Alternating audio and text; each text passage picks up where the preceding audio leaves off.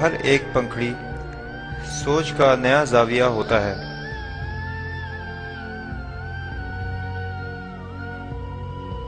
ہم زیادہ سے زیادہ زاویوں کو سمجھنے کے ذریعے سے دوسرے موجودات کے بارے میں زیادہ سے زیادہ علم حاصل کر لیتے ہیں۔ اس فہم و فراز سے ہم یہ جاننے لگ جاتے ہیں کہ موت کچھ نہیں ہوتی، ہم دراصل اندرونی وجود ہیں۔ ہم سمجھ جاتے ہیں کہ پیدائش کیا ہے اور موت کیا ہے۔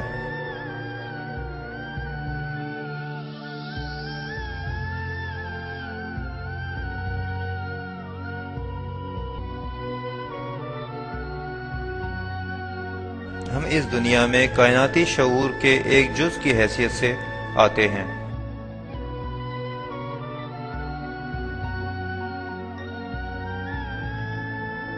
عالم ارواح سے اس دنیا میں آتے وقت ذات اپنے آپ کو ڈھال کر روشنی کے جسم میں منتقل کرتی ہے۔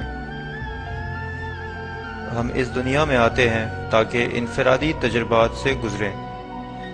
ان تجربات کے لیے ہماری روح ماں کے رحم کا انتخاب کرتی ہے۔ ہماری روح انتخاب کرتی ہے ماحول کا، صورتحال کا اور توازن کا۔ ہماری تمام زندگی کا نقشہ ذات کے نام سے پہچانا جاتا ہے۔ ماں کے انتخاب کے بعد روح یا شعور کا جز رحم میں داخل ہوتا ہے۔ شعور ماں کے رحم میں داخل ہو جانے کے بعد زندگی حاصل کرتا ہے۔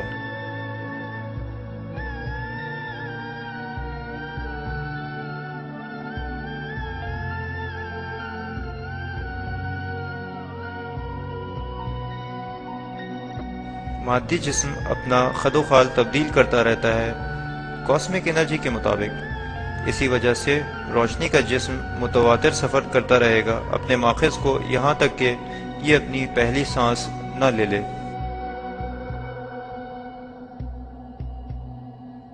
ماں کے رحم سے باہر آ جانے کے بعد یہ اپنی پہلی سانس لیتا ہے باہر کی دنیا میں۔ یہ مرحلہ پیدائش کے نام سے جانا جاتا ہے۔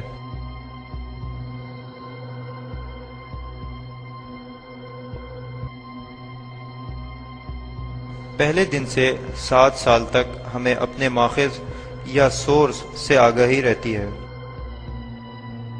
7 سال کی عمر سے ذہن اپنے خد و خال بنانا شروع کرتا ہے۔ یہ اپنی شکل 14 سال کی عمر میں مکمل کر لیتا ہے۔ وجدان 14 سال کی عمر سے متحرک ہونا شروع ہوتا ہے اور 21 سال تک مکمل پروان چڑھ جاتا ہے۔ 21 سال سے 28 سال تک جسم، ذہن اور وجدان کے ملے جلے تجربات ہوتے رہتے ہیں۔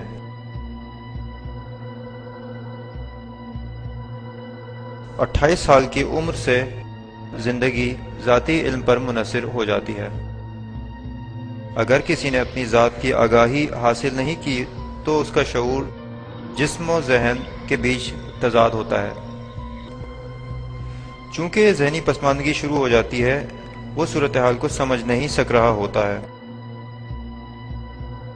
چیزیں اس کے لیے بہت زیادہ متنازع ہوتی جاتی ہیں۔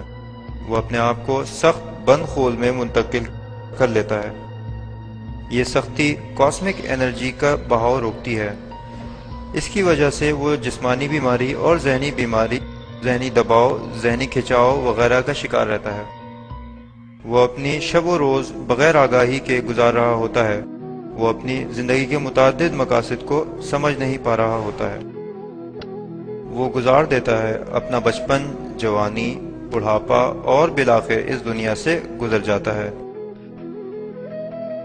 اپنے اس دنیا میں آنے کے مقصد کو مکمل کیے بغیر۔ اس کیفیت کو ہم موت کہتے ہیں۔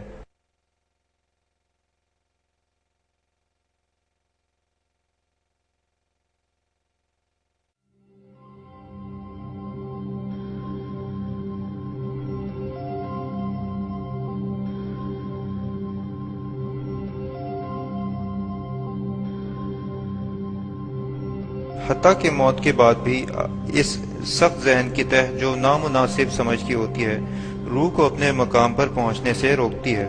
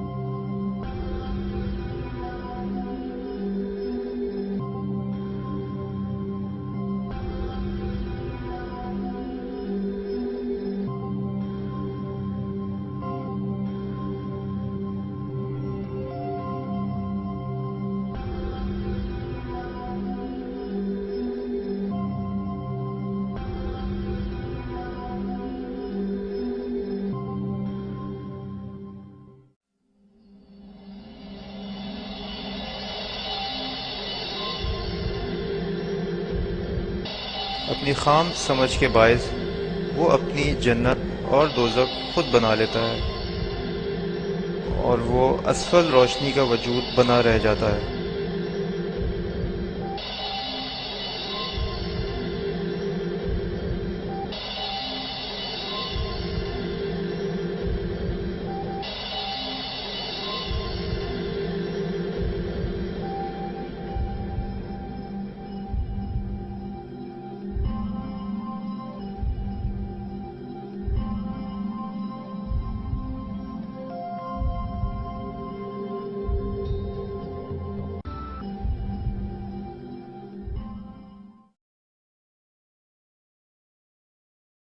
اس کے مقابلے میں اگر کوئی شخص ایک دفعہ اپنی زندگی کو ذات سے قریب رہ کر گزارتا ہے، وہ سلامتی کے ساتھ رہتا ہے تمام دی گئی صورتحال میں، یہاں تک کہ مرنے کے بعد بھی وہ اسفل شعور میں نہیں رہے گا اور اپنے سورس یا طے شدہ مقام پر واپس چلا جائے گا۔